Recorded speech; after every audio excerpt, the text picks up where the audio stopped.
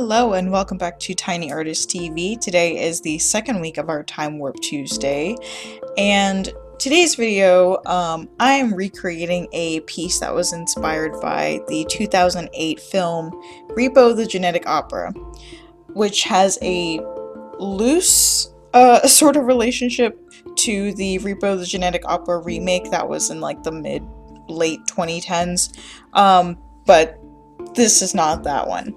So this was a ballerina that I had based off of the character Blind Mag, who is played by Sarah Brightman. And if you guys don't know who Sarah Brightman is, you obviously weren't musical theater nerds, because Sarah Brightman is one of the most famous sopranos in the history of modern opera, and she was also the original actress in Phantom of the Opera, the film version, not the live theater version. Anyway, but Repo the Genetic Opera actually has like some other big names in there too. Like there's Alexa Vega, yes, that one.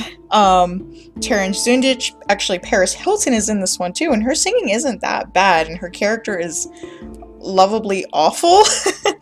And then of course Anthony Head and Paul Sorvino. Like, oh my gosh, like Paul Sorvino in this film, love it.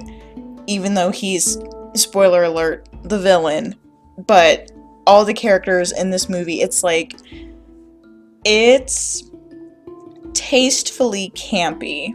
So basically, the character Blind Mag is a singer who has been contracted, or she's under contract by Paul Sorvino's character Roddy Largo, and it all kind of comes to a head with this big dramatic play at the end, which is the name of the movie is it's the big event. Like, it's called the Genetic Opera. Like, everyone's singing about it throughout the course of the movie.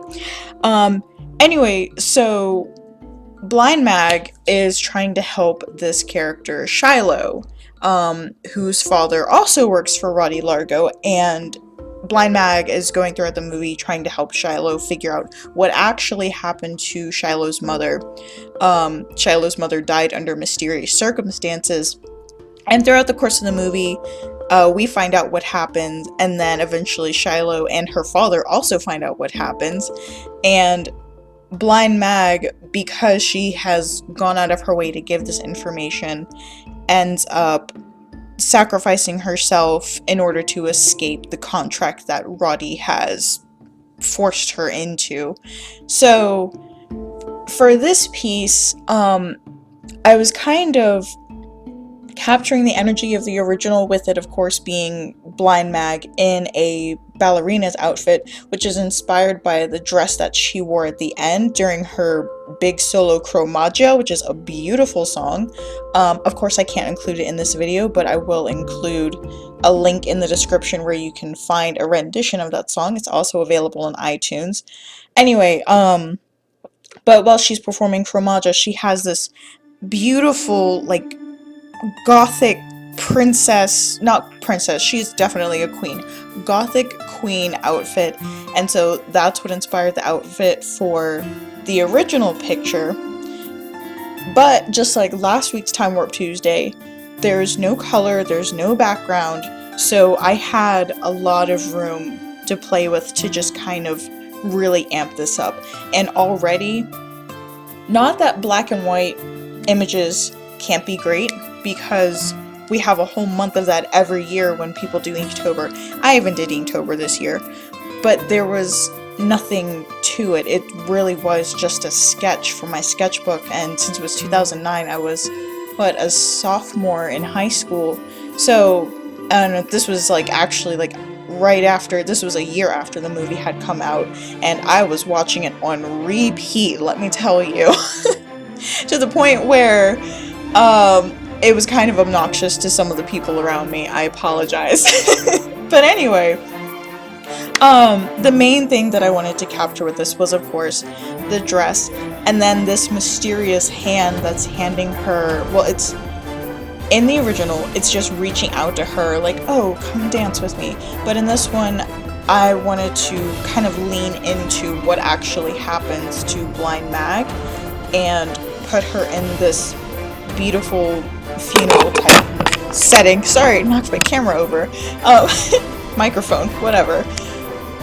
This beautiful gothic gown, and then the hand that was originally reaching out to say, hey, come dance with me, is now tossing a flower into her casket. So that's pretty much the direction I went with this piece. Um, Overall, I'm okay-ish with it. Is it my best piece? Absolutely not. Is it better than the original? Absolutely. And that was the main thing, is basically just to see like how much as an artist, like if you just take the time to learn and practice, how much better you can get in a short amount of time. And earlier when I was talking to my husband about like, you know, doing these pieces and just looking back at between even the progress a year can make, let alone 10 years, it's a big difference. And so coming back to these really old pieces and just pumping like fresh, entire new life into them is, even if they don't turn out to be my best pieces to date, they are still so much better than the original works that I had done, and that's what I'm going for. The main issue that I did have with this one though was there's kind of this like flow state, like being taken by the muses, and I thought that's what would happen to me with this one. I thought I would be able to like, you know, get it done really quickly because I've done pieces bigger than this in less amount of time, and it was just kind of struggling with some of the elements here. And even knowing what I wanted to do with it, it was good enough to start with, but it hit a point where I was just working on it and picking on it, and sometimes that's just what you have to do. Sometimes you just have to work on it and fuss with it until it does what you want it to do.